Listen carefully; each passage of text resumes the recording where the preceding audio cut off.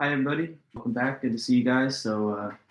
Just getting the stream rolling 10 minutes early, as I often do, just to kind of give a little margin of time for those who arrive. But anyway, great to see you all and you're having a good day so far, wherever you're at, whenever you're watching this. And yeah, just 10 minutes from now, I'll get the lecture notes started. Hey there. Welcome back, Carson.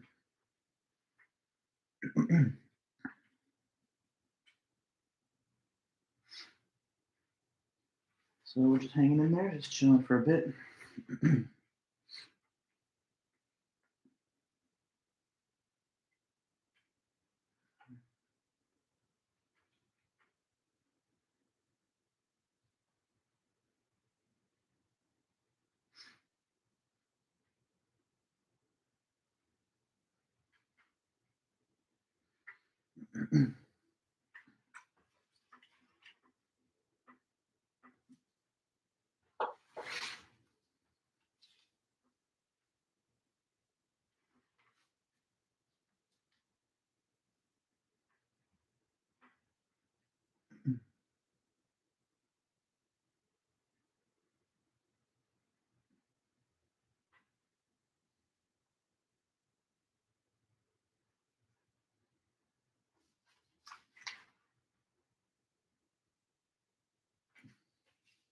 Hey, Santino, good to see you there. Just kind of looking at some of my notes over here on the other side.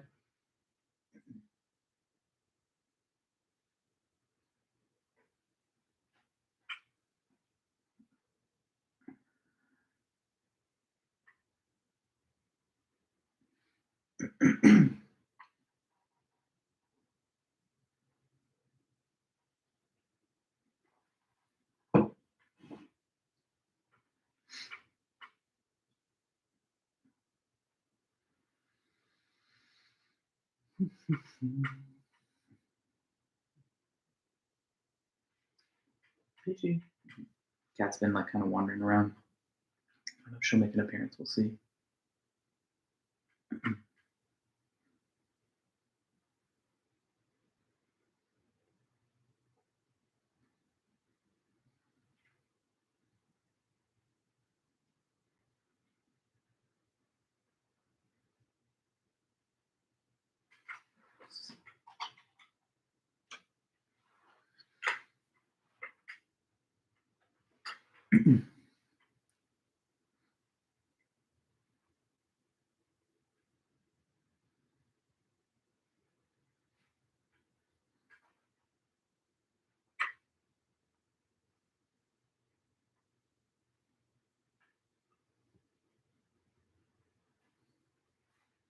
Hey, Jemin, welcome back.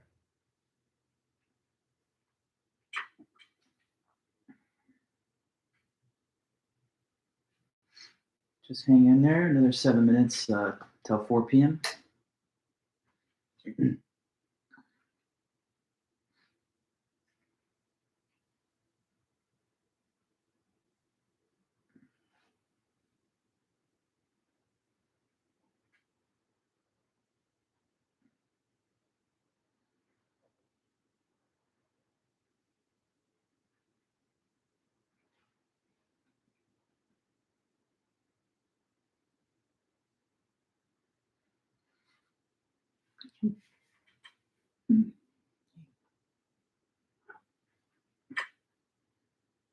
PG.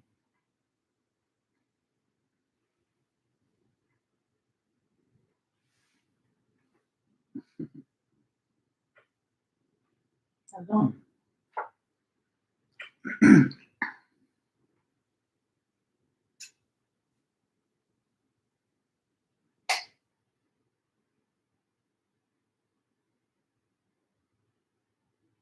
PG, what up?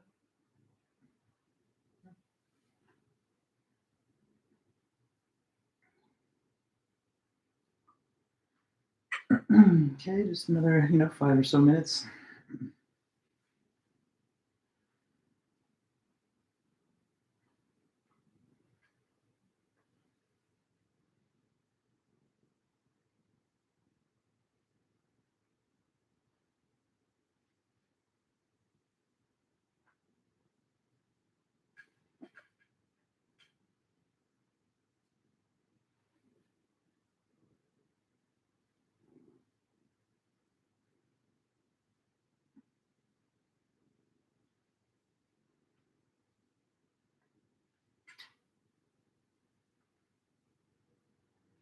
Hey, Anthony, welcome back.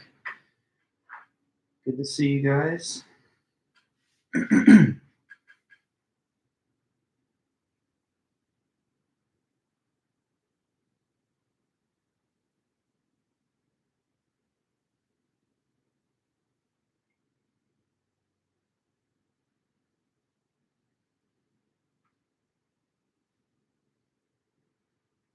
Peach, just very cute. Hi, Elena.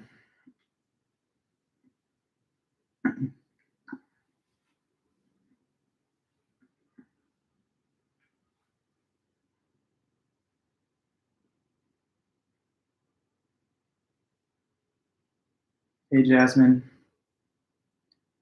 Yeah, are we expected to have works cited for your essays? Well, no, because you're only allowed to use the book.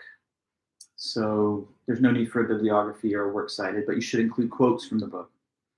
I'll talk about that a little bit once everybody's here. But yeah, there's no separate works cited because like you can't use things that are outside of the textbook. So yeah. Hey there. Hi, Mary Jane, Leanne, Jennifer, everyone. Good to see you guys.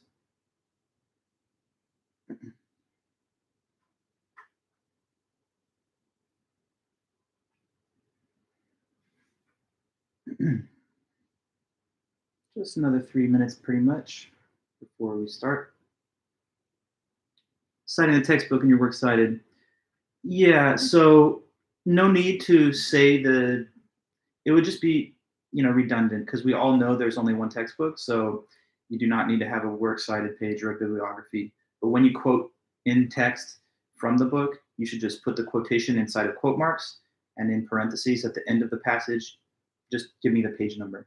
That's all I require for citations. Parenthetical page citation in text with quote marks surrounding the quote, and that's all.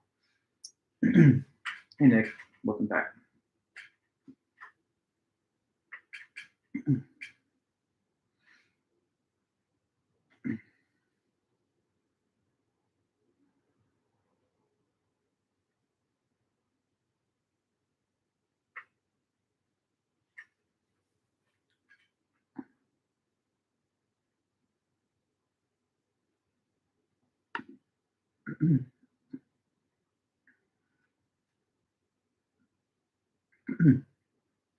So just hanging in there for a couple more minutes.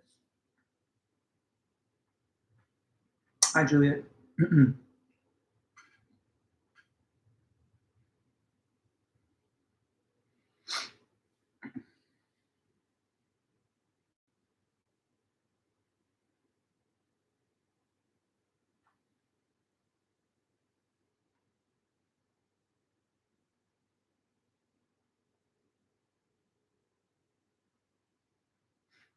Okay, just another minute here.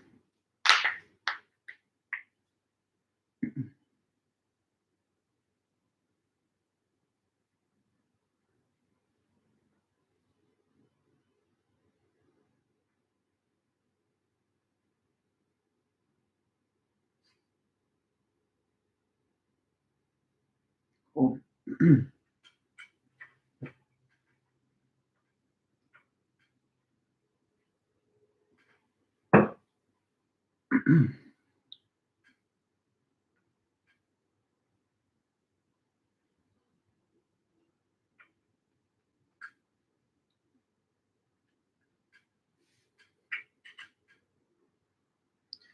Hey, Sandra.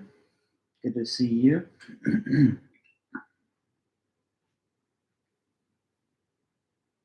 Hey, Justin. Welcome back as well.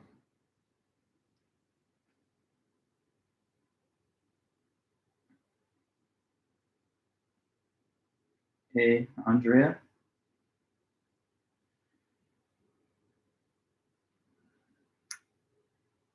And Tyler. Good to see you.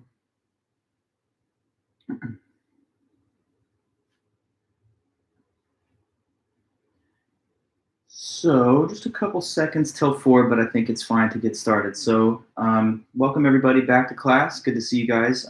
First of all, I hope you had a good weekend, and it was Super Bowl weekend. So I don't know who you're rooting for, but at least hopefully you had some fun watching the game. Everybody that's here, most of you probably said something in the chat, but feel free to leave a comment just to kind of keep a record of who's attending, and that's, just nice. So anyway, let's keep moving on. We have some things that we have to wrap up from last time, and then we have some new material, of course, today.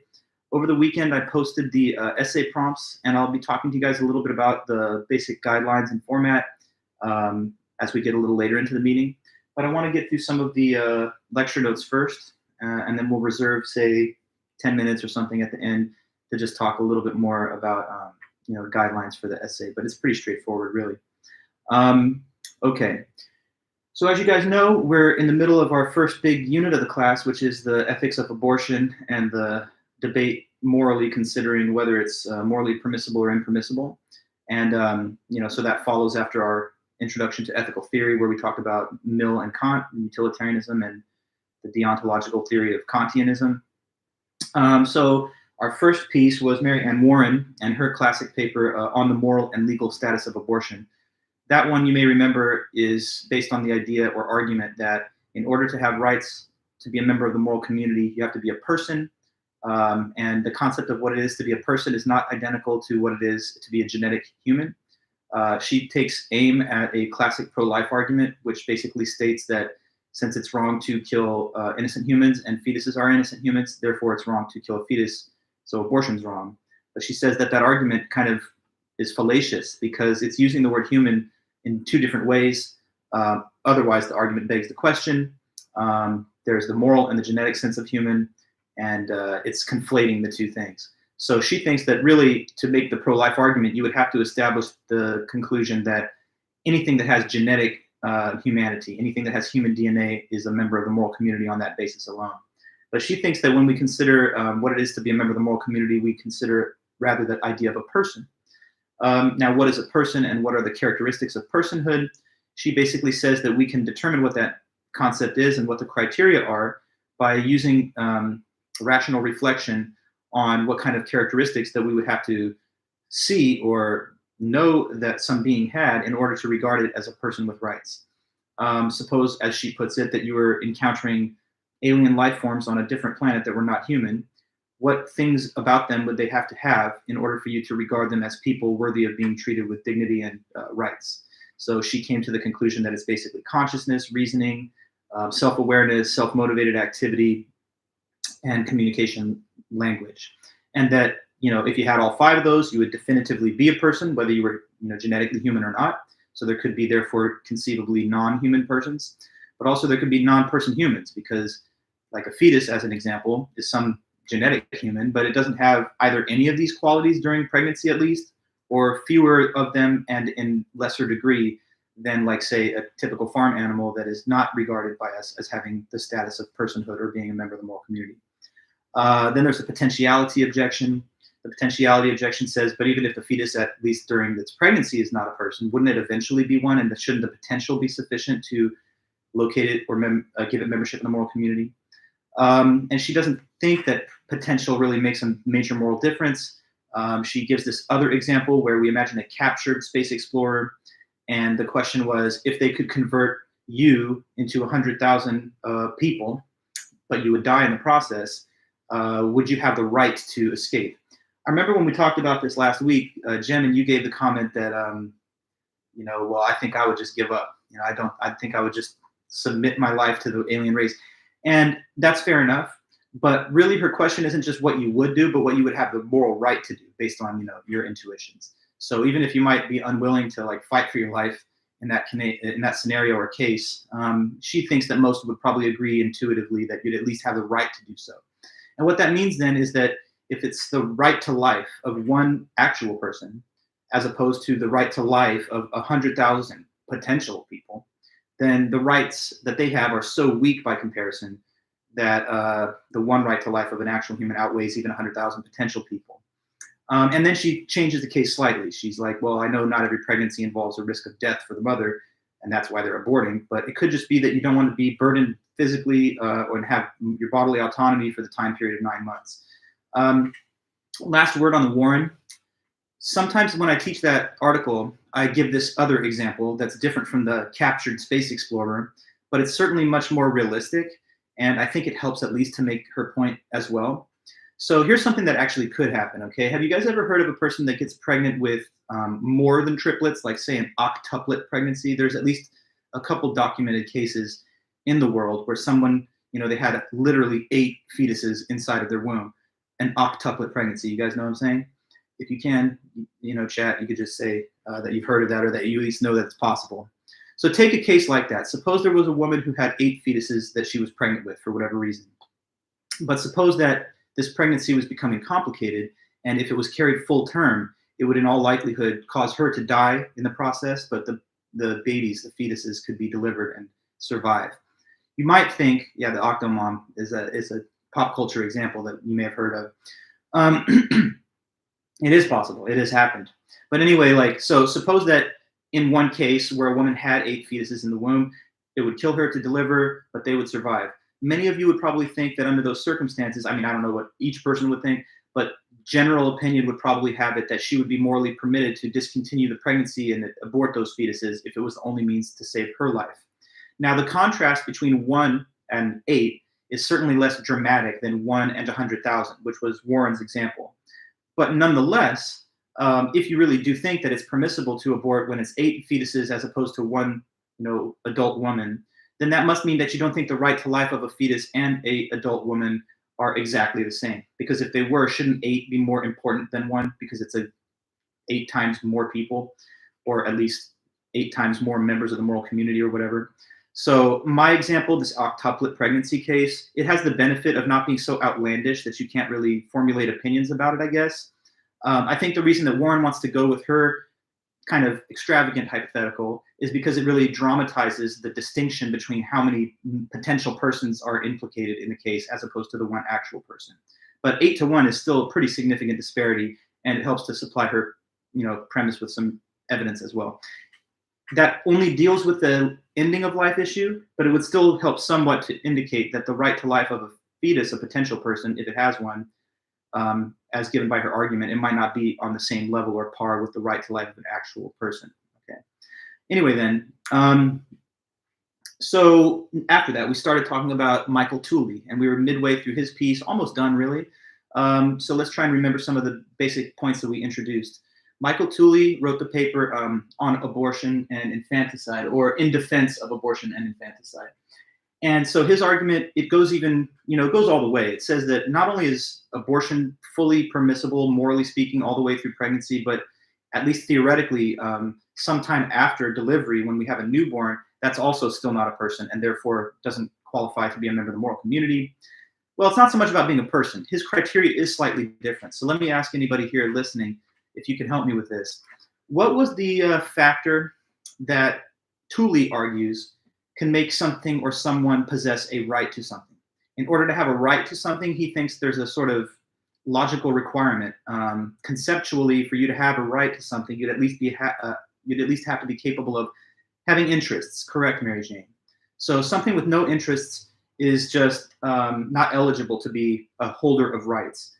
He gave this example of you could debate whether or not children have a right to, smoke. Most of us probably won't debate that because we don't think children should be smoking, but at least you can imagine someone raising the argument. But nobody could really reasonably debate the question of whether a piece of paper has a right to not be torn up. Because a piece of paper is clearly an inanimate object. It doesn't have feelings. It can't feel pleasure or pain. It has no consciousness. So obviously there's nothing that could be done to it that would violate some interests that it may have. So that's just a way of thinking about what is required for having rights. On his analysis, to have a right to something, you must at least be capable of having an interest in it.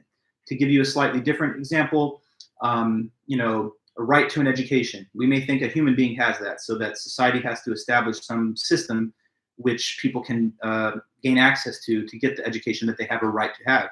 But that's because people can find an interest in having an education, and being deprived of it could be something that stands against those interests.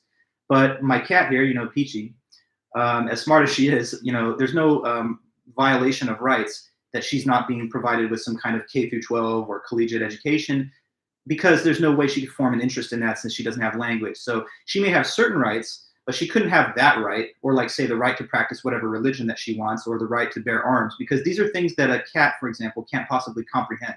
So you have to be a type of being that can form some, active interest in the thing that you're said to have a right to. And at least that's, Tooley's view. So the reason that he doesn't think that the fetus has any right to life is because in order for it to have that right, it would have to have an interest in continued existence. But at least during pregnancy, and even a little while after it, according to him, there's no process of thought that the fetus could possibly have where it's contemplating, hey, I don't want to die. Like, I want to keep existing. This is the same reason that he believes that it's not wrong for us, for example, to like painlessly euthanize an animal or slaughter them for meat, because maybe the animal has an interest in certain things, but it can't be thinking about, I want to live my full lifespan. I want to get to my golden years. We humans can have an interest in that because we can contemplate and understand the distinction between being alive now and not being alive at some future time. But a fetus, which has not even experienced anything outside of the womb, can't possibly have the consciousness of death. And therefore, it can't be something that it has an interest in avoiding, at least not yet. So that relates to his particular interest principle. I think that I typed that into the chat last time.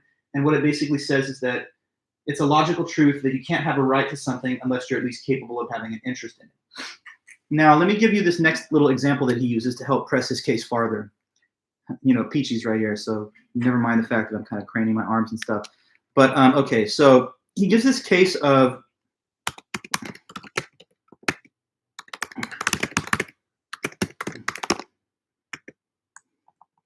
I'm writing it here, and then I'll talk about it.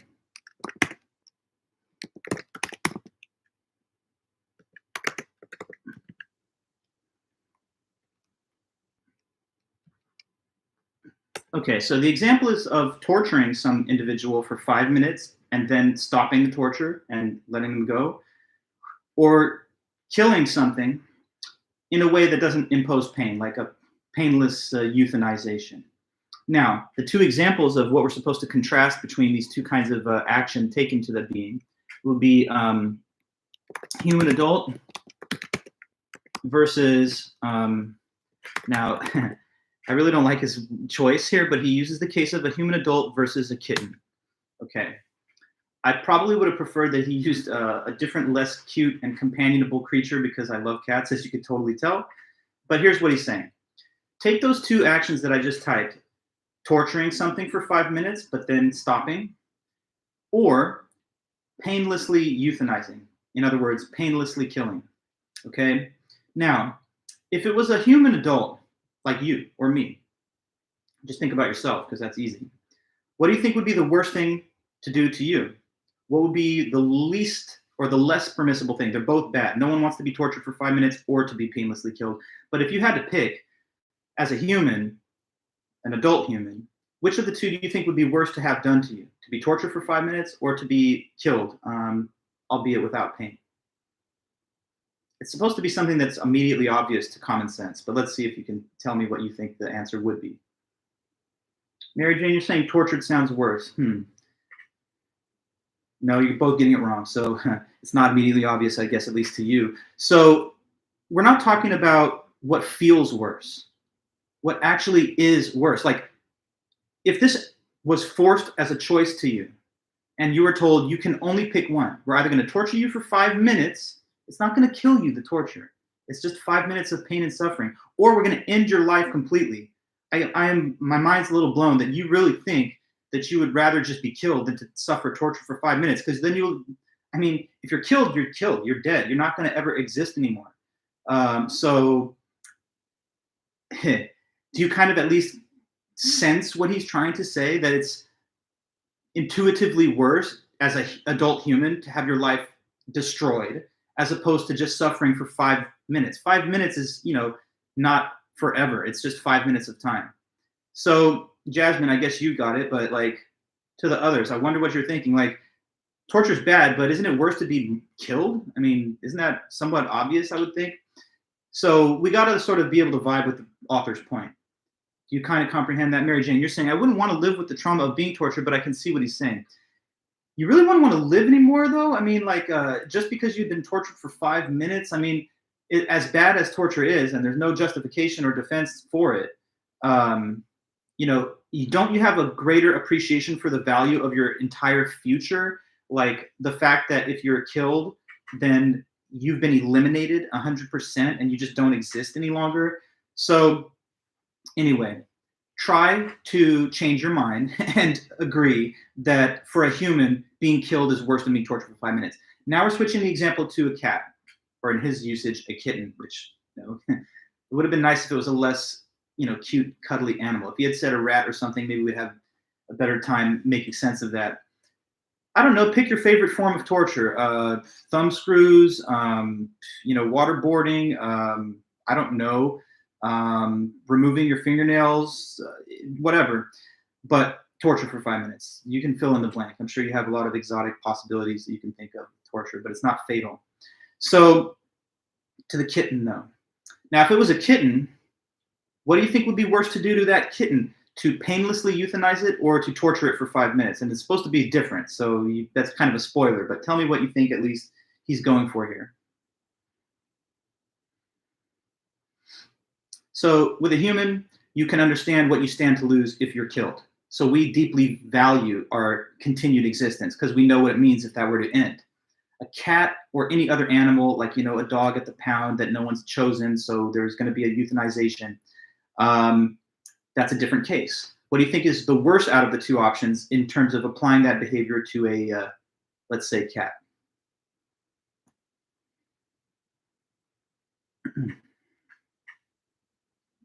Go ahead, chat. Let me see it.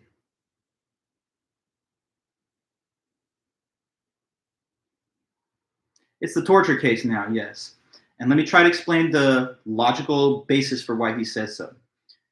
To a cat, as you know, it's a common practice for cats and dogs to be euthanized. This happens every day in large numbers at all kinds of animal shelters where they couldn't find a suitable house or owner or adoptee. And therefore, these cats that they can't provide further resources for are in some cases, sadly, I guess, euthanized.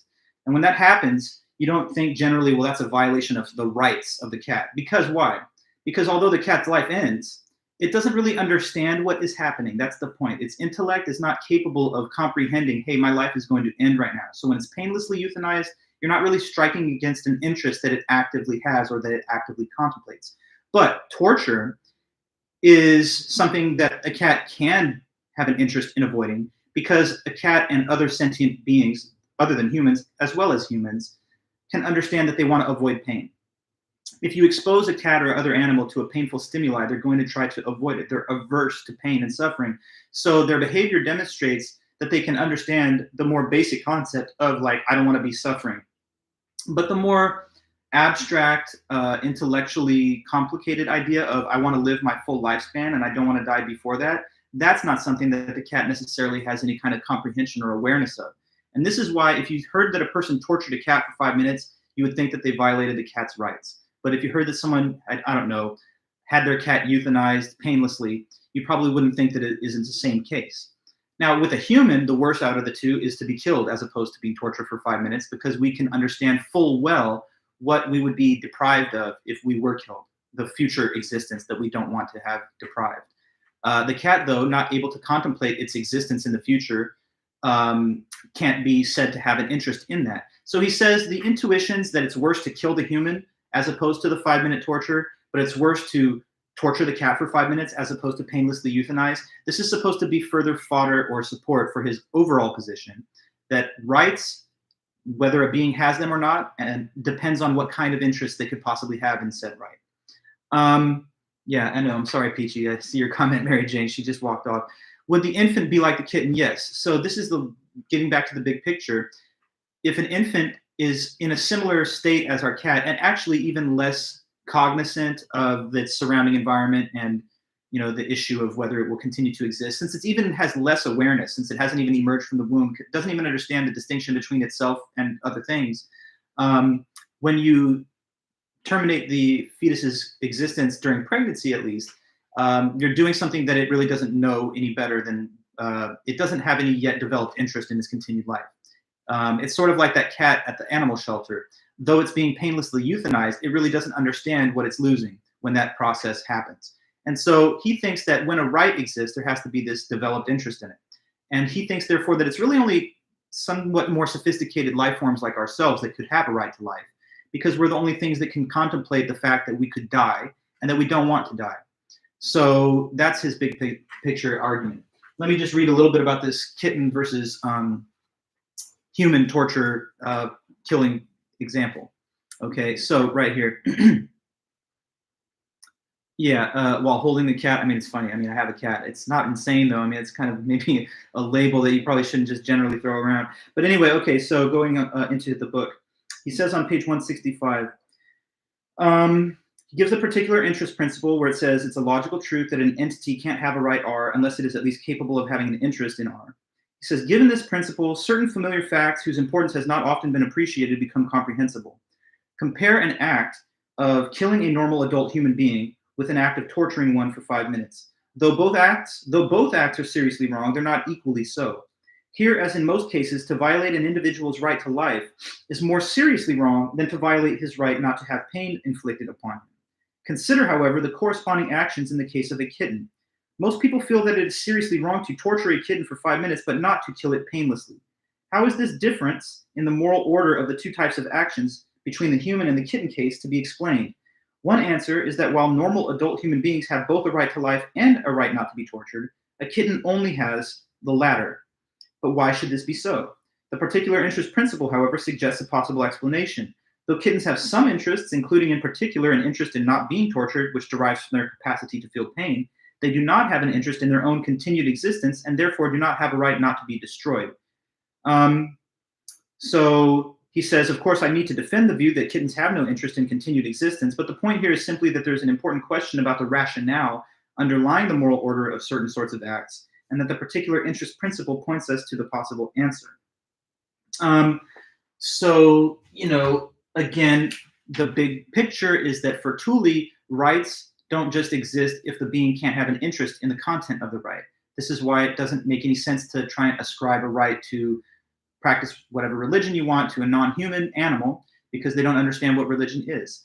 A human, though, aware of the ability to practice a certain religion and the desire not to be having that infringed, could be said to have a right in that way. Or even more basically, the right to freedom of speech. Since animals can't express sentences of language, then there's no violation of freedom of speech rights that is even potentially possible for them. So with the important right to life that's at the core of the abortion issue, Tooley thinks that it's not just a right that exists just because you're alive. It's a right that only exists for those kind of sentient beings that can have an active and thoughtful interest in their continuation of life, which doesn't happen for a human being anyway until there's some ways beyond birth. So that's why he's trying to argue this. You're saying Tooley is against abortion? Wow, Jemin, no, not at all. This man is saying that it's okay to kill a newborn. I'm not sure how you lost the plot, but the whole argument is that it's okay to kill a kitten, for example, because it doesn't have any interest in its continued existence. The same point is being established for the infant, the human fetus. Why would he be going to such troubles to articulate that you only have a right when you could have an interest in something if he was anti-abortion? So that's completely off.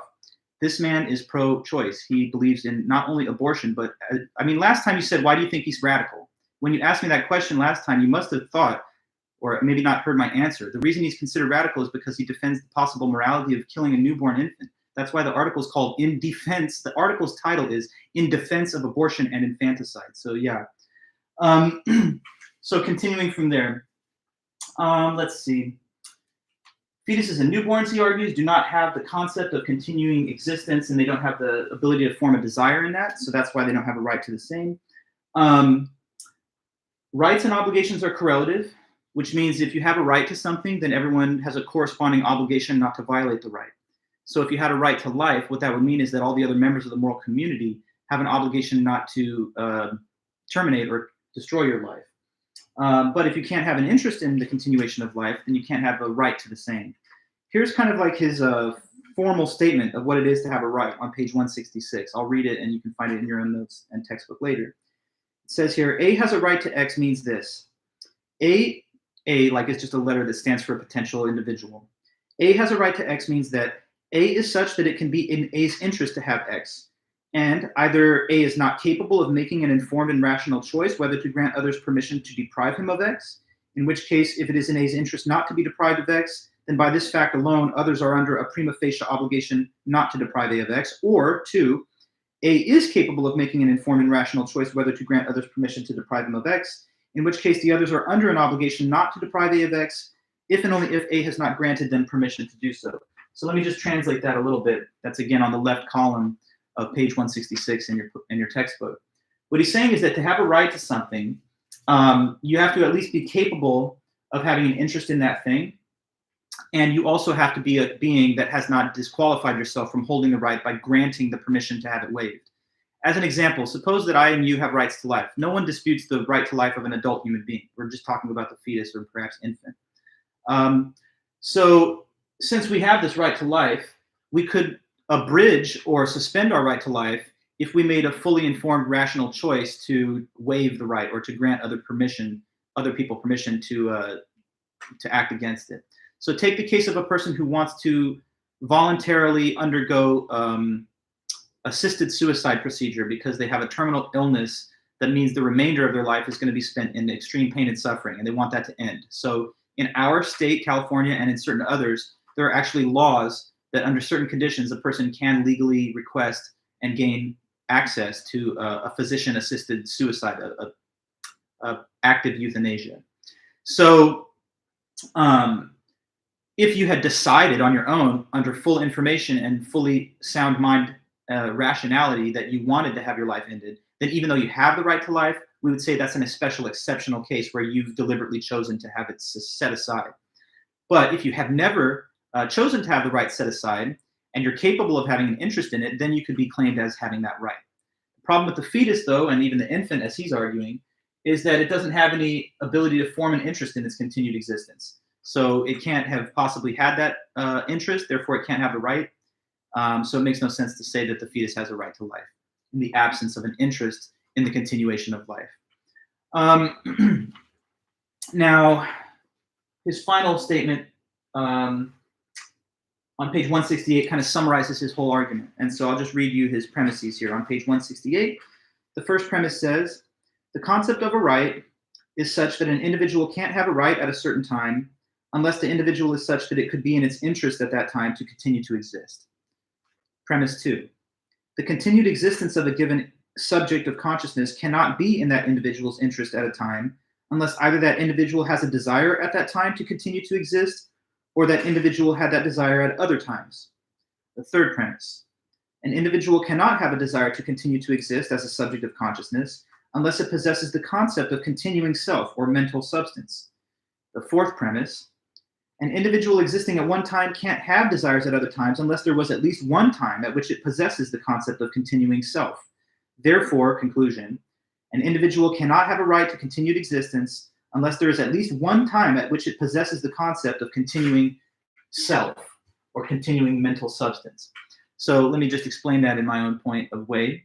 What he's saying really is this. For you to have a right to something, again, you have to have the capacity to have an interest in that thing. But you can't have an interest in something at a certain time if you've never had that interest till that point, and you don't have it at that time either. The reason he's talking about that is because, okay, so suppose like, you were born and you lived and you got to adulthood, and at that whole span of time from like, say, your toddler age until, well into your adulthood, you've been interested in continuing to exist. So that means that you've had that interest at one time. Suppose then that after that you fell into a coma at like, say, age 25 from some accident that you tragically suffered. Now that you're in the coma, we might say, well, you don't have any interest anymore because you don't know what's happening anymore. But if you had the interest earlier in your life, then we still might be able to construe you as having the right to life now because you were at least capable of having that interest earlier in your existence. But let's switch examples from the comatose 25-year-old to the fetus or newborn. The fetus or the newborn, unlike that 25-year-old, never had the interest in continued existence yet in the first place because it's not yet developed enough mentally to understand the contrast between currently existing and ceasing to exist at some future point in time. So to have a right to life, you'd have to have at least at one point in your existence so far developed the interest in continuing to exist. But his argument is that the fetus, given its stage of cognitive and intellectual development and the relative lack of sophistication that it has with respect to its concepts, it hasn't had those interests yet. And until those interests dawn at some point in the stages of development later on after birth, we don't have yet an individual who possesses the right to life and therefore killing it, destroying it, whatever, wouldn't be a violation of any rights, because the rights aren't there. The rights are only there when you can have an interest in the right. So the comatose 25-year-old, we might be able to make an argument that, hey, they still have a right to life because didn't they have this interest already before they went into the coma? But when we're looking at the fetus at all stages of pregnancy, and he again goes a little farther than that, says even afterwards for some degree of time, this interest that's required to have the relevant right to life, it's not yet been established. It hasn't yet developed. Okay, so that's really everything from Thule. Any questions or follow up on that? Do you guys have the idea, you think? I mean, there's one more point I'm going to add. There's this last part that he talks about. But I guess at any point you can, type in any questions or comments in your chat. So let me just finish up last note. At the very end, he says, well, what about potential? You guys know this potentiality objection that we talked about before when we were discussing Mary Ann Warren. The potentiality problem is that, okay, so suppose it doesn't have this interest yet. At some future time, though, eventually, if it was allowed to develop, it would, of course, in the ordinary course of time, gain this interest and then would have the rights, like the right to life that we're speaking of and others. Should potential be enough to give it this right? So Thule has another very creative thought experiment, hypothetical, to try and show that potential doesn't actually, confer a very strong right to life on some being. Now, this example is of the personhood-inducing drug and neutralizer drug. Okay, so let me just tell you about this example. Okay, so you ready for another hypothetical? This one's really out there. Okay, so we got to now imagine a cat. Say this is the cat.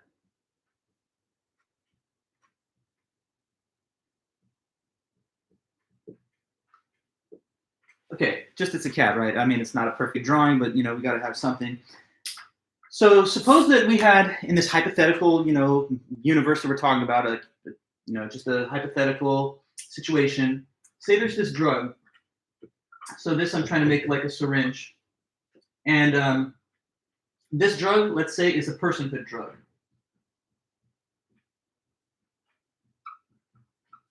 That's the personhood drug. What will it do? Okay, so a cat, it's not a person. It's cute, it's cuddly. They're great little friends and pets, but they're not people in the sense that they don't have language, higher reason, and et cetera, et cetera. Okay. But suppose that there's this drug, and if you inject it into the cat, what will happen over a certain duration of time, maybe some kind of very gradual process, it could take years, but once you give the drug to the cat, it's going to slowly transform the cat into a person cat.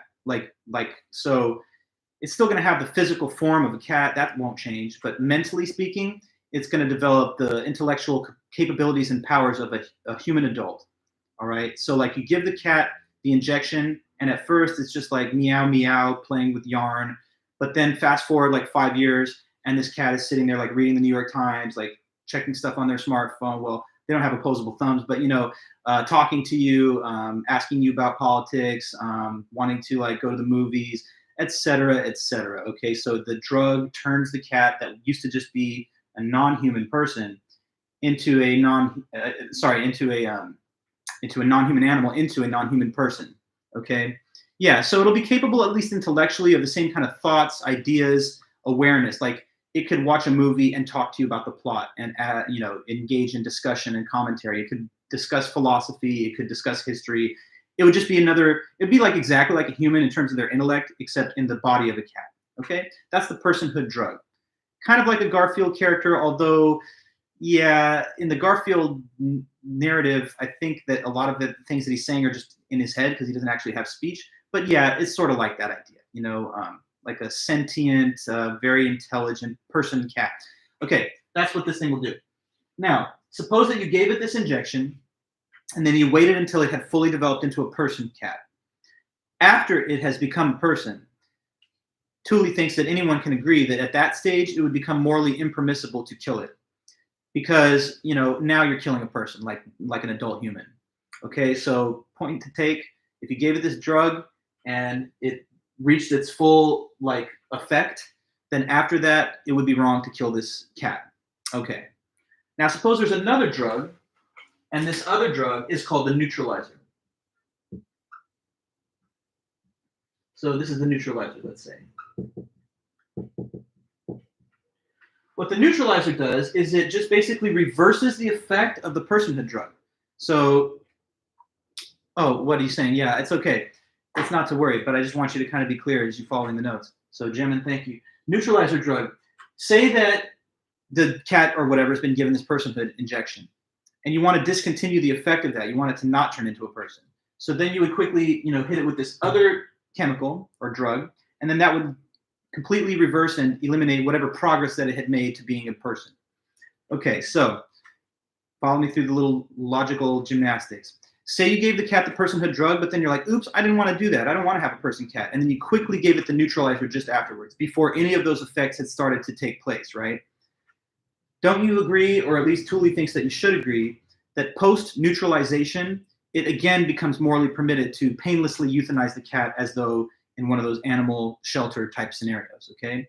So if it had reached the full effect of the personhood drug, now it's wrong to kill. But if you gave it the personhood drug and then you neutralize the effect of it with this other chemical, it again becomes permissible to kill it because it's lost its potential to be a person, you see? Now, what is another way of achieving the effect of preventing the personhood drug from reaching its intended outcome? Instead of neutralizing it and then euthanizing the cat, another way to interrupt the establishment of its personhood would be to simply just do what in one step as opposed to two. If you follow me, see if you can answer that question. So it would be permissible to euthanize the cat after neutralization, but it would also be equivalent to that to just do what to stop the onset of the personhood drug. If the ultimate goal is simply to euthanize the cat at the end of the day, then you can prevent its accumulation of personhood by simply just doing what simple action? Instead of giving it a neutralizer first and then euthanizing it, you could more straightforwardly just what?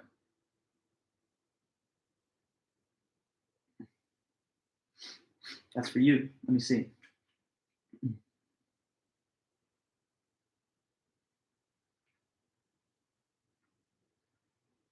Well, there's the thing of refraining from giving it the personhood drug, sure, but we're taking as our hypothetical that it was given the personhood drug. So if it was given the personhood drug and your intent is to euthanize it, one way of doing that morally permissibly would be to first neutralize with the other chemical and then after that, kill it. But suppose that you want to just stop the onset of the personhood drug without using the neutralizer. Another way to achieve the same exact outcome, as long as it hasn't yet achieved the effect of the personhood drug, because remember, it's very gradual in how it takes place. Another way to interrupt and prevent that continuation of personhood from developing would simply be to do what? We're not talking about not giving it the personhood drug. That violates the antecedent of the hypothetical. What in the early stages? Mary Jane, I see you wrote in the early stages, but it's not a complete sentence. What in the early stages? Yes, well, you say do it at the baby stage. I'm like a little confused, but I think I know what you mean. The word abort is being used. I don't know if it particularly applies in this case because it's already an existing, outside of the womb type of thing. But yeah, I think what word you want to say is just kill it, okay? If you kill the cat before the personhood drug reaches any kind of potential effect, then you're doing the same thing as would be done if you had neutralized it first and then given it the personhood drug. So this is Thule's way of trying to make the point that personhood potential doesn't really grant you a very strong right to life, because as long as the potential has not yet been achieved, you still have the same kind of status prior to the achievement of the potential that you would if you had no potential at all. So it's okay to kill the cat when it's in this state of being a potential person, as long as potential personhood hasn't yet been realized. The neutralizer is just kind of like a little bell and whistle to kind of make you think. Obviously, if it had been neutralized and this effect isn't going to take place, then it's back to being a regular cat, and then euthanization seems morally permissible, in line with our existing practices of not thinking that it's a rights violation to euthanize these type of animals. But if you want to interfere with and stop the onset of the personhood drug, why neutralize and then euthanize? Why not just kill it in one step as opposed to two? It seems to be equivalent logically, or at least he's arguing. Now, Mary Jane, potentiality will always be valued lower than actuality. I guess so, yes, definitely, as he argues. Potential doesn't really mean anything, he thinks. It doesn't really change the situation that you don't yet have the interest that's necessary to possess a certain right. So that's his example. Now, I admit this personhood, drug versus neutralizer, and the whole cat thing, that is a bit of a outlandish example that he throws in at the end. But one more word on that, and then we'll wrap up with Thule. He says at the very end, so suppose that you aren't convinced by this example and you think, no, once something has the potential to be a person, it should be granted all the rights that actual persons already, have and that we recognize. But in this example, well, if it's really true that anything that's a potential person has the right not to be destroyed, then what about birth control methods that act to prevent conception? Say that you take a birth control pill, or like a spermicidal lubricant. If that removes the ability of the fertilized egg to reach its potential, then are you violating a right to life? Most of us wouldn't think that the ethics of abortion implies that we have some kind of moral obligation not to have protected sex with contraceptive methods that might destroy the gamete cells. But notice that those little individual gametes, the say egg cell of the woman, is itself a potential person. But when those are destroyed through birth control and contraception, we don't generally throw up our hands and raise moral objections to it. So he says to be fully consistent, if you really thought that potential personhood granted you a full right to life, then you should also, to be consistent with that view, say that abortion and contraceptive methods are parallel to abortion. They're just as wrong because they destroy a potential person, which is the gamete cell, the either egg or sperm cell. So you know what I'm saying? Like, his full argument is you only have rights when you could have an interest in said right. The fetus doesn't have those interests, and it won't have them all throughout pregnancy, so abortion's permitted. Does potential change that? He says, no, it doesn't. He gives this weird example, and he says if you don't tend to agree with the intuitions supplied by the example, then that must mean that you think anything that is a potential person has every right not to be destroyed, and it would be morally impermissible to destroy something with just potential. If so, then you would have to say, in order to maintain that view, that it's immoral and morally not permitted for people to use contraceptive methods that result in the destruction of a gamete like an egg cell. And most of us that practice, contraceptive methods when having sex don't think that we're doing something that violates the moral principles. So that's really Thule. Thule has his own pro-choice type argument. Now that we've learned about it and studied it, we can continue. So now we're going to get to the pro-life side of the whole debate. We've been waiting to get there. And this first author about pro-life, his name is Don Marquis. And so sorry, I'm going to find a page in my book on Don Marquis.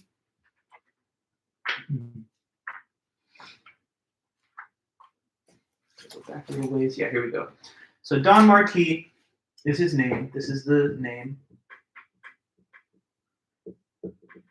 And this is a paper he wrote in 1989. It's called Why Abortion is Immoral.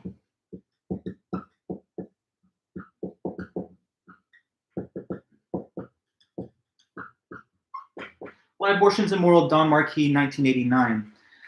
So, yeah, you can tell by the title what he's going for and what he's going to argue for. His argument is that abortion is immoral. And he's going to try and, defend that conclusion with some interesting reasons and arguments.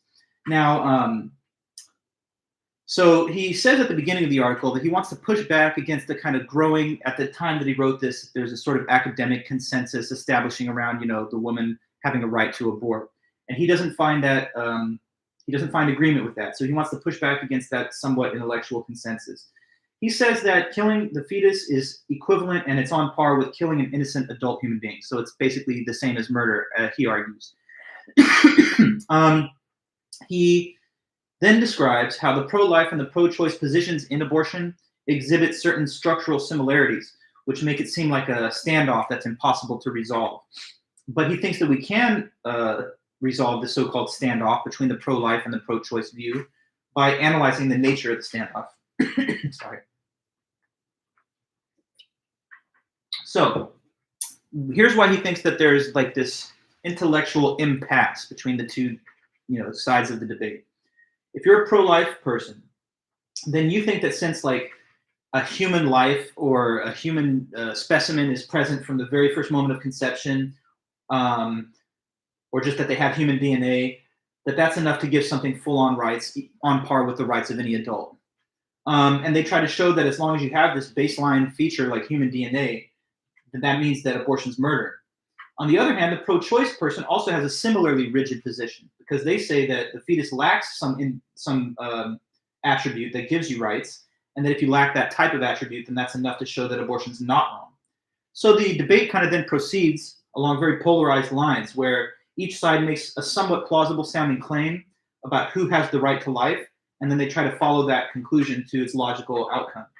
Now, to see how there's this sort of structural parallel between the two types of argument, let me write this here.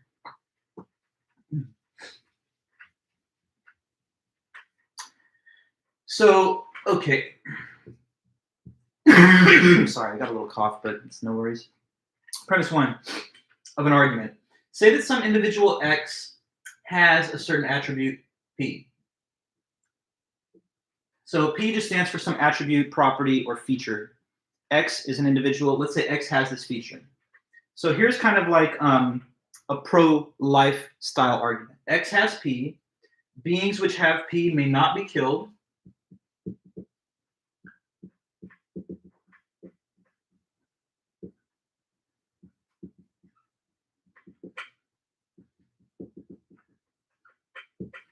So X has the property P.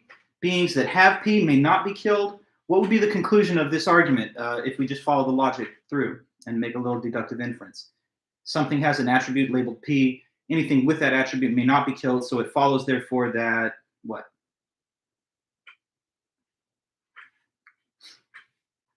Whenever you're ready, just let me see it in the chat, and then I'll add it onto the board. So this is like pro-life. It's a pro-life argument. Something has the attribute P. Things with that attribute may not be killed, and so therefore, you can tell me what? It's just diagramming a structure of a pro-life argument. Therefore, X may not be killed. Correct. X may not be killed. It would be wrong to kill X.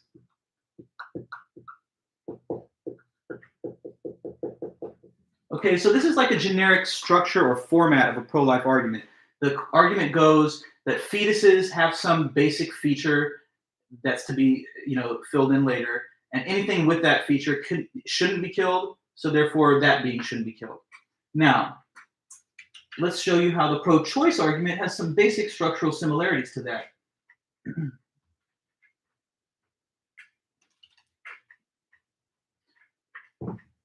So now, pro-choice structure of argument. The first premise is going to say that X, some individual, lacks some given attribute P, like they don't have P. X lacks P, and beings which lack that attribute may be killed. It's not wrong to kill beings that lack this certain feature. So based on those two premises, what's this pro-choice conclusion? Something lacks P, and anything that lacks that attribute may permissibly be killed. So it follows, therefore, that what?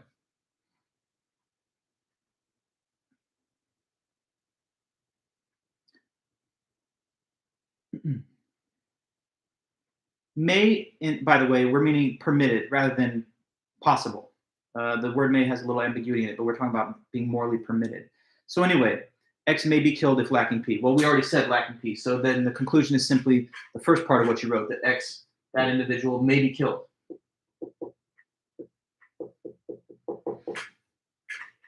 Okay, so like, for example, Mary Ann Warren says that the fetus doesn't have personhood, and anything that doesn't have personhood may be killed, so therefore the fetus may be killed. Or Tooley just now said that the fetus lacks an interest in continuing to exist, and beings which lack an interest in continuing to exist may be killed, therefore the fetus may be killed. Now notice that the pro-life argument and the pro-choice argument have these kind of similarities because in both cases, the premises of their argument format include one descriptive and one normative statement. So let me type this part into our chat. We need to know what the difference is between a descriptive sentence or claim and a normative claim. So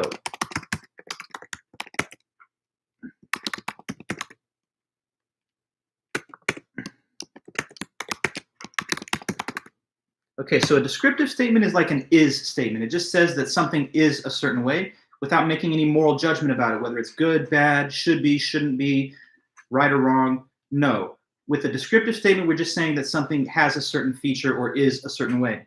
Now, a normative statement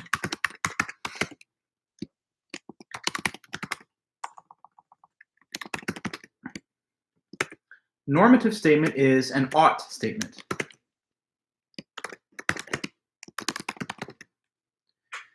So we have is as opposed to ought. Let me give you an example.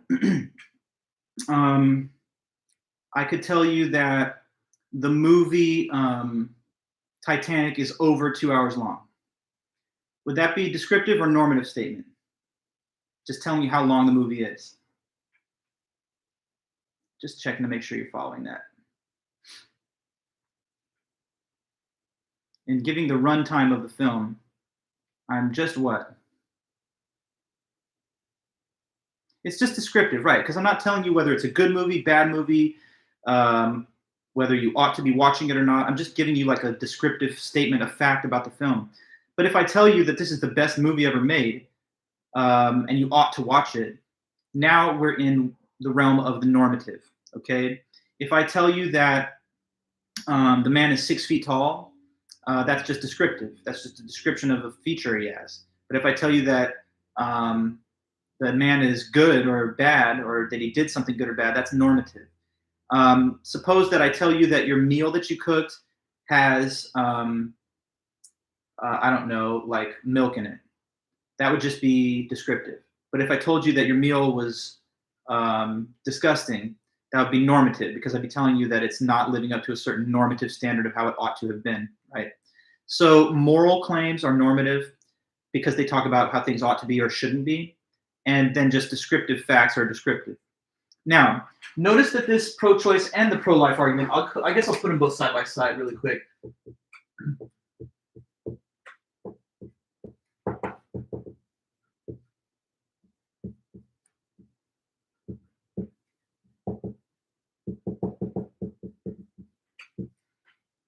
So this says, X has P, beings with P may not be killed, so X may not be killed.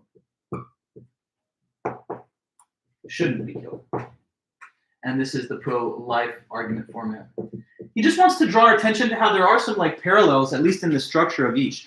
Because in both arguments, there's one descriptive statement and one normative statement. So out of the two premises, number 1 and 2, which one is the descriptive one? Now that we've talked about what descriptive and normative statements are, let's apply that to this example. Which of the two statements is the so-called descriptive one? Number 1 or number 2 in the premise list? The descriptive one is, let's see. The one that doesn't make any moral judgment, that just says has and lacks. Yes, that's number 1.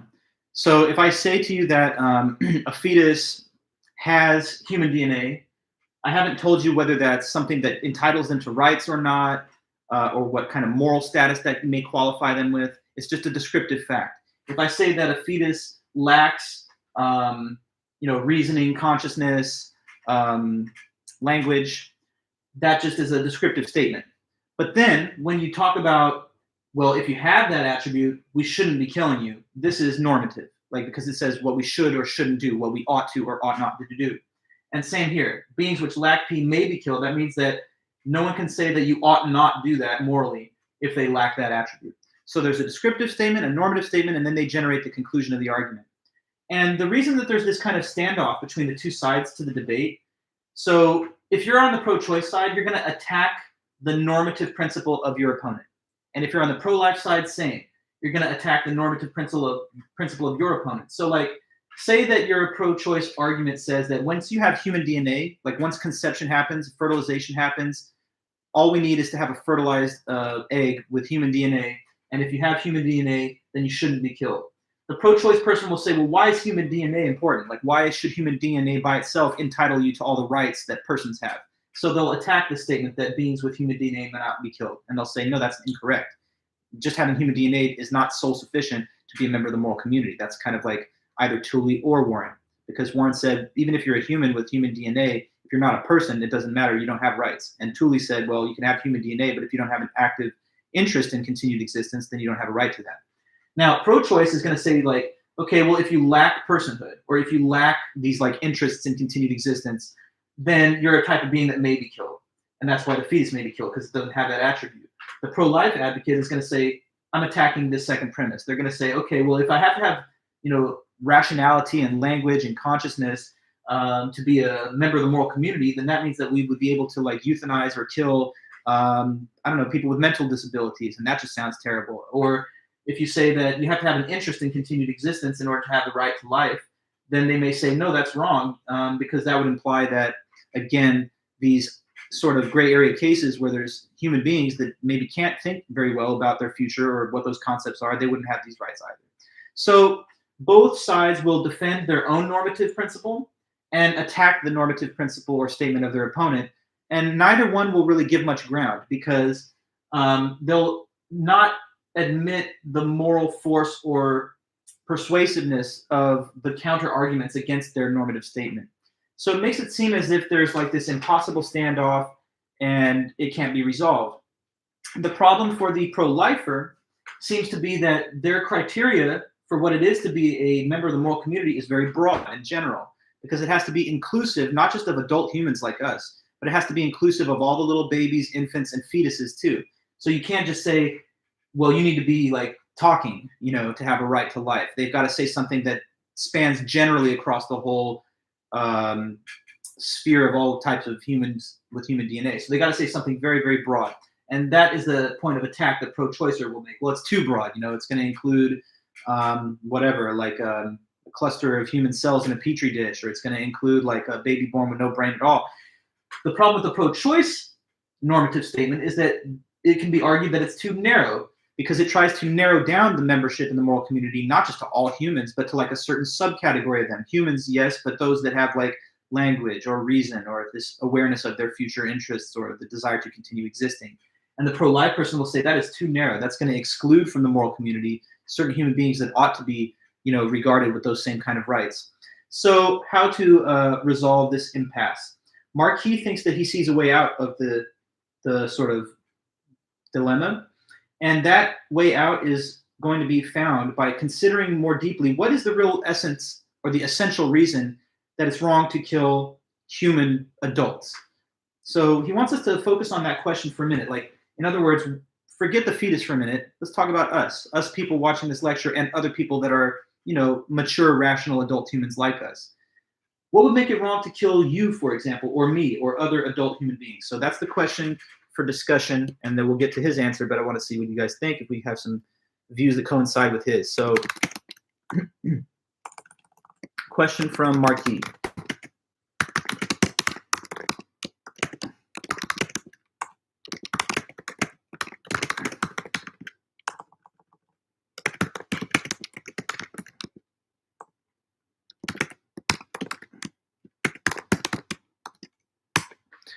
So there's the question, and let's just try and think about it if we can for at least a minute. What would you say if a little child was asking you, why is it wrong to kill adults or teens, or just anything that's not like a baby, basically, that's more developed than that? Let's go with adults because it's unambiguous. What do you think is the reason that it would be wrong to kill us? What's the factor? What is the thing that makes that wrong? If you could try to explain. Let's take it as a given. I hope we can all agree that it is wrong to kill us. That's just a given. But what's the reason why? What element of that action is the thing that makes it so wrong? He thinks there's a few answers that are not correct, and then he says, you'll kind of come to the right conclusion after just a moment's reflection. But, just to stimulate your minds and thoughts, you say, Tyler, you have an interest in living. Fair enough, yes. Possibly. Mary Jane, you say possibly because you have experienced more in life. Also potentially. Jemin, you say you're ending someone's life. Yes, but the thing is, by definition, killing is ending someone's life. The question is not just what you're doing, but why it's wrong. I guess, though, you have a point. You're ending someone's life. You're taking away from them their future. This is actually closely linked to what he will say. Jerome, You say, I'd ask the kid how they'd feel if adults they cared about died. Right, yes. I mean, my hypothetical, imagining a child asking you this, is really not essential to the point. It was just me trying to imagine a case where someone might actually ask you this, because like adults usually don't ask these type of questions. Children are very curious, so I can imagine one, wondering about that. Um, but even if you ask that kid, how would you feel if an adult that you cared about died? The question is not about how the other party might feel, but why would it be wrong to do it to that person? So let me just kind of walk you through his thoughts on these. All of your points are kind of along the right lines, but there's a more precise statement of it that he offers. So here's what he says. In answering this question, a few thoughts might come to you first, but they can't be the right answer. One, he says, is it's not wrong because of the effect on the killer. That's obvious. And I don't know why he even talks about that, but it's an obvious point. It's just something to make a clear point about. Does the killer suffer in a way from being a killer? Sure. When the killer kills, that makes them a brutal individual with a terrible record of moral behavior on their conscience. And it surely could be harmful to the killer. But we don't think that's the primary reason that it's wrong. The main reason that it's wrong is not the harm done to the killer, because they're not the victim. Another possibility. Oh, Jerome, you're suggesting Invincible Season 3, Episode 3. I'd love to watch that. I'll try to watch that. So I'm going to follow your advice. Let me continue with this other point, though. Some of you might have been thinking, and I think, Jerome, your earlier comment kind of implied this. Yes, Jim, it's about the future, but let's hold on. I'll get to that in just 2 minutes. Another suggested answer that he ultimately rejects is that the reason it's wrong to kill an adult human is because of the negative effect on their loved ones, family, and friends.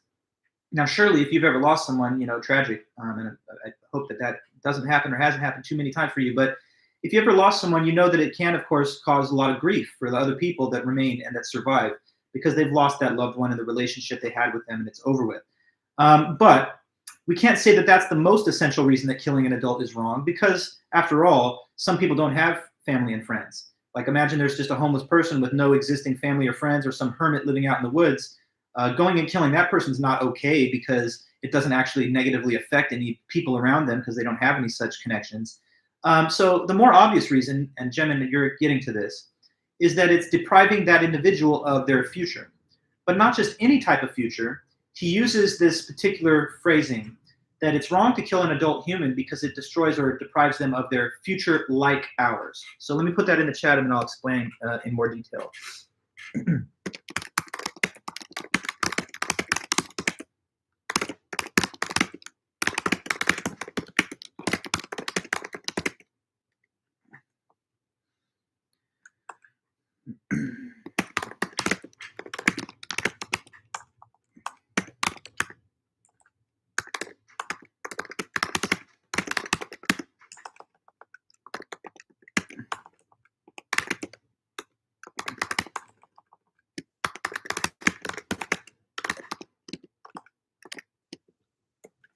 Okay, so I wrote there. Marquis' answer to this question that was posed is that it's wrong, and the reason is because when you kill a human, you're depriving them of their future like ours. Future like ours. Now, he doesn't just say future, because if you said, oh, it's wrong because you're taking away something's future, then that might mean that if you like smash a bug or something, then you're doing something that's on par with killing a human, because they have a future too. Maybe it's not as long, maybe it's not as interesting, but it's some kind of future, and you're taking that away. But he's, of course, not arguing that. He doesn't want to say that it's wrong to just kill anything. He wants to say it's wrong to kill humans specifically, and it's because of the qualitative nature of the type of future that a typical human can expect to have, okay?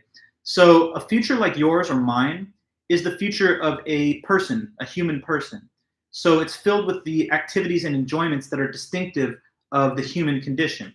For example, traveling, having language and communication and conversations with other people, experiencing different cultures, watching films, talking about art, attending events that express cultural traditions or artistic innovations.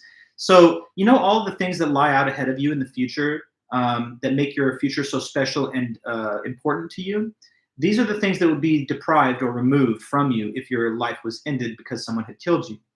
And he says that the future like ours is not something that is possessed by like non-human animals. So that's why his argument does not entail that like it's wrong to eat meat, or that it's wrong to like kill a chicken for its meat, because although they have a future, it's not what?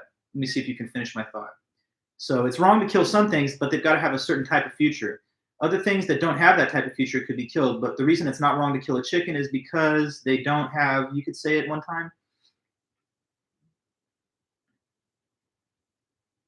this distinctive feature, feature like ours, exactly. So it's not like ours. It's not like ours. It's a future, but it's not similar in nature and experience to the type of future that a human could have. Now, going back to the fetus, if it's wrong to kill an adult because it eliminates their access to the future like ours, then he says the same thing is true of the fetus all the way going back to conception, because the fetus, just as much as me or you, would have, if not killed, a future like ours. It would have a future like ours. And that's the concept, that's the aspect that he thinks grants something membership in the moral community and rights like the right to life. So it's not that you already have to have personhood. It's not that you already have to have these interests in continued existence. All you have to do is have available to you in your ordinary course of time a certain type of distinctively human type future. And if you had a future like ours waiting ahead of you, then killing that individual would remove that from them. And that's why he thinks when human adults are killed, we find it to be the worst action. Killing a person is probably one of the worst things you could do, because if you take anything else away from a person, suppose that you take away someone's property, or a relationship they had ends, so they no longer get to engage in that relationship with somebody, or I don't know, they lose a limb, like a physical part of their body has now been eliminated.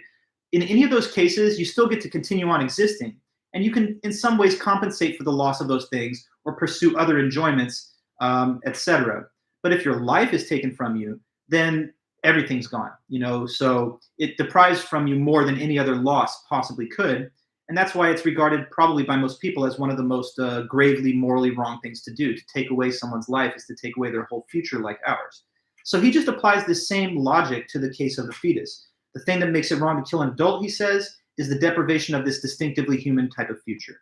And that would apply in equal measure to all the earlier stages of human development prior to the awareness that eventually, develops in the course of time. So let me just see in the chat one time, someone can tell me briefly, why does this man say that it's wrong to abort? It's because if you did that, you would do what? Well, I already wrote it, so I don't want to actually be repetitive. I see it in the chat, but you'll type it if you feel like it. Anyway, the reason that it's wrong is because it takes away this future like ours. Now, there are certain strengths to his view. I would say this, even though I'm broadly pro-choice in my own thinking, I find Marquis' argument to be probably the best, highest quality pro-life argument, because it's kind of taking the potentiality argument and it's making it as precise and clear as it could be. It's kind of an argument based on potential. His phrase that construes the concept of human potential is future like ours. One thing I think is interesting and notable about this argument is that it's not making the case that anything with human DNA should not be killed. According to his argument, suppose that a human went into a permanent vegetative state through a coma, through a head injury that they suffered, traumatic head injury from a car accident or something. Under that circumstance, he would say euthanasia actually is permitted, because even though that's a human, they no longer have the capability of a future like ours. So it's not just the perpetuation of a human specimen that he talks about, but the kind of future that could typically be enjoyed. That's the thing that shouldn't be removed or eliminated or destroyed. So it's got this, I think, flexibility, because a lot of pro-life arguments say anything with human DNA shouldn't be destroyed regardless. And his has at least a little bit of nuance that it says, well, it depends on whether this type of future is available. So like, I don't know, a baby born with no brain at all, an encephalitic birth, as rarely can happen, a certain birth defect, he would not necessarily stand in the way of that type of individual being killed or eliminated or destroyed, because it doesn't have the access to this future like ours. But anyway, in real abortion cases, it's a healthy fetus that otherwise would have had a future like ours if abortion wasn't performed. So he thinks that in those cases, it gives us the right response. The other thing that's interesting about his argument is that it's not speciesist. So it doesn't say that it has to be a human being per se to have the right to life. It could be a non-human. If, for example, there were like aliens on another planet, he would say they have rights too, as long as they could have what? Even a non-human alien, a hypothetical case, but suppose there were intelligent life forms out there that were not human beings, he would be willing to grant that they also could have a right to life, under the condition that they themselves could have, as well as us, what? If you're following this discussion, you may be able to say that at one point. Non-human, if it existed, let's suppose, would have a right to life as long as it could potentially have let's see,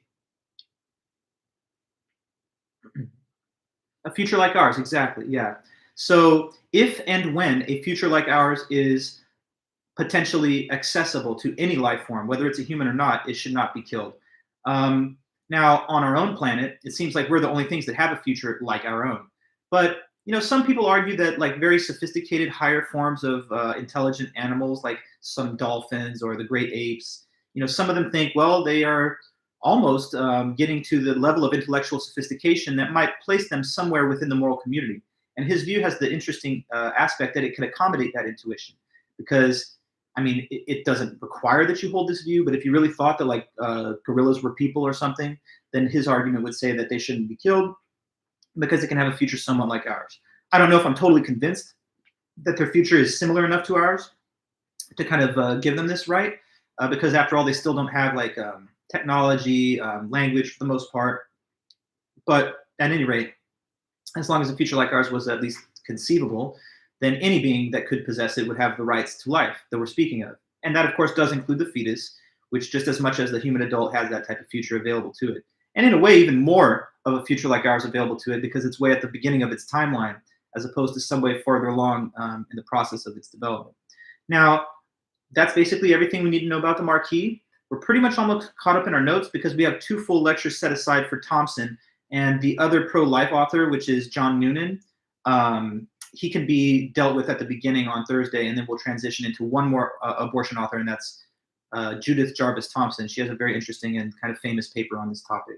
And then that'll take us out of our abortion topic, and then next week on Thursday, we'll start speaking about the next thing, which is drugs, legalization, prohibition, and all of those things.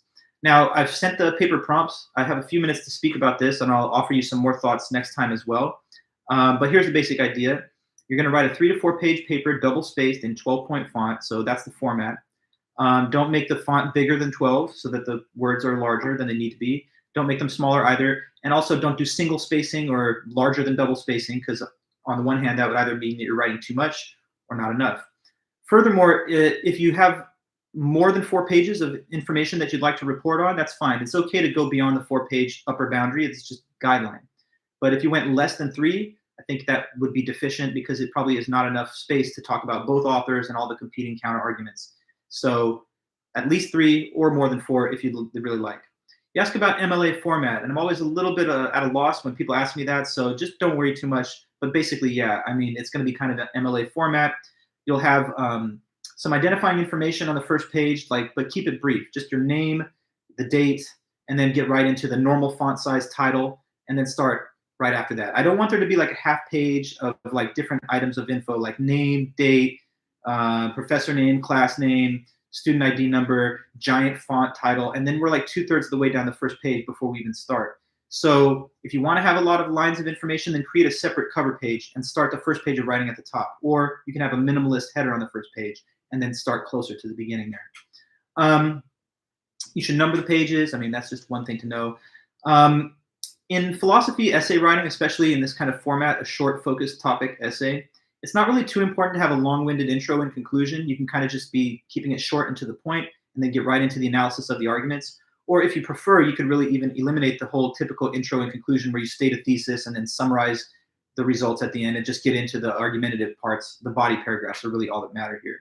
You should include quotes. Your essay definitely needs to have quotes because I know everybody has the book because I sent you the book as a PDF. So one of the good aspects of a good paper is going to cite certain quotations from our authors to give textual support for the analysis that you're making of their arguments and positions. So do include quotes. There's no need for a works cited or bibliography, but when you have a quote, put it inside quotation marks and then give me the page number at the end of that sentence in the text so that I know where to find it in the book when I'm like reviewing your paper. Philosophical writing, it's especially in the modern day, it's not like writing essays for English classes where you kind of want to impress the teacher with your command of diction and vocabulary, and you kind of sometimes write these sweeping prose paragraphs. Instead, you should try to write in the genre of modern day philosophy, which is kind of analytical, cold, clinical, It's much more in the genre of like a lawyer's brief than like a poet or a novelist. So I would say try to reach for the most straightforward and compact and efficient way of making your points with a minimum of literary embellishment because we just want to see that you comprehended and mastered the argument. That's the main point. It's a compare and contrast essay. It's so I sent this, Zach, out to the class. You'll see it posted on our campus announcements in the Canvas page, but it's due on the Thursday of the 27th. So that's 16 days away from now. And there's 2 topics. So it says here, I'm just reading from the text of the prompts, and I'll let you go in just 2 minutes. I'm just going to finish this. I know some of us got to go, but not to worry. You must write a 3 to 4 page double-spaced essay with normal margins and 12-point font on just one of those 2 topics below.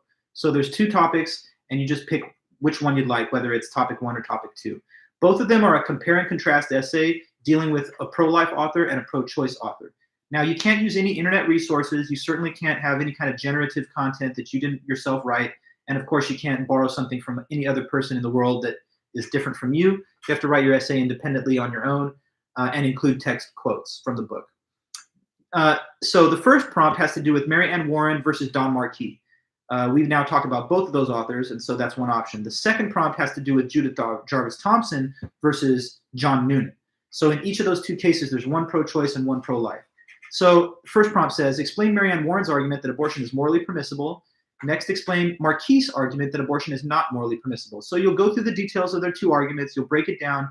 Think of yourself as you're the teacher. You're teaching these arguments to whoever's reading it. And of course, I'm reading it. But you want to just like sort of assume that the reader is somebody who's unaware of these different arguments and authors, so that a fresh person with no prior background knowledge could read your paper and then come away with a comprehensible understanding of their views. So after you've laid out their 2 arguments, I want you to do these next things. Say to me what you think Warren would say in reaction to Marquis' argument, and then finally at the end you'll offer your own thoughts as to which one was more reasonable and why. And when you give your conclusion, it should be philosophically based. It shouldn't just necessarily be like, here's what I believe because it's in the Bible or something. I mean, that's fair enough, but you should still try to resonate with the argument given if you think that that's the better argument. It's also possible that your personal views may not coincide with what you thought was the better argument presented, so keep that in mind. When we talk about what Warren would say in response to Marquis, here's something that we can say overall. We've learned that Warren, and by the way, thank you, Jasmine, have a great one, and I'll see you next time, but Mary Ann Warren said that the fetus at all stages of pregnancy is not a person, and she goes into the criteria for personhood. You probably should talk about, I wouldn't say to use the Bible. No, Gemma, no, do not use the Bible. So, yeah, thanks so much, Anthony. Thank you very much. So with Mary Ann Warren, she says it's not a person. She gives the criteria for personhood. You should talk about her hypotheticals and thought experiments. You definitely should talk about the space explorer hypothetical in order to generate intuitive support for her criteria. The hypotheticals and thought experiments are actually important for the different writers. Finally, you then get to Marquis, and as we've just now kind of developed, Marquis has said that abortion's wrong because it destroys the future like ours that the fetus would have, which is the same wrong-making factor he thinks in killing like normal adult humans. And so if that's what makes it wrong to kill me or you as adults, he thinks the same factor applies to the case of the fetus in equal measure. What would Warren say in response to Marquis' argument? So I think what Warren would probably say is that she already talked about the potentiality objection in her paper.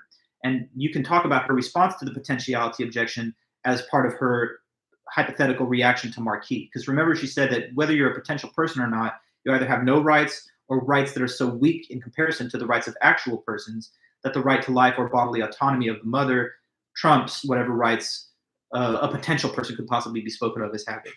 Now, we'll say more about the second prompt next time because obviously we haven't lectured on those guys yet, but we'll be getting into them on Thursday, and you'll have, I think, enough information to talk about either of those paper prompts by the time we get to, next week on Tuesday. Now, Mary Jane, one more question from you. Would we need to have a personal thesis, or should it be till the end of the compare and contrast? You can say your view in the beginning. That's fine. Or you can save it for the end. It's really not a problem either way. I don't really worry about a detailed statement of thesis because it's all the analysis in the middle that makes the most impact and that has the most value for this type of essay. But if you'd like, you can have a brief statement at the beginning that like, okay, I'm going to evaluate these 2 authors, tell you what the one might say in response to the other, and ultimately I will side with view such and such, whichever one you thought was the more reasonable. And then you'll lay in the reasons and give me all the details and quotes and stuff. Okay, guys, well, I don't want to keep you any longer. I'm sorry that I did hold you for an extra couple of minutes, but I know it's past time. So let's say goodbye, everybody here chatting. Let's just, feel free to say goodbye unless you already said that. And I'll close the stream, and I'll see you back on Thursday. Try to read, Judith Jarvis Thompson's paper and John Noonan's paper, and then we'll definitely be hitting those on Thursday and next Tuesday too. All right, guys, thanks so much again. I really appreciate all your hard work and attendance. And until next time, take it easy, and we'll be in touch. Okay, bye-bye.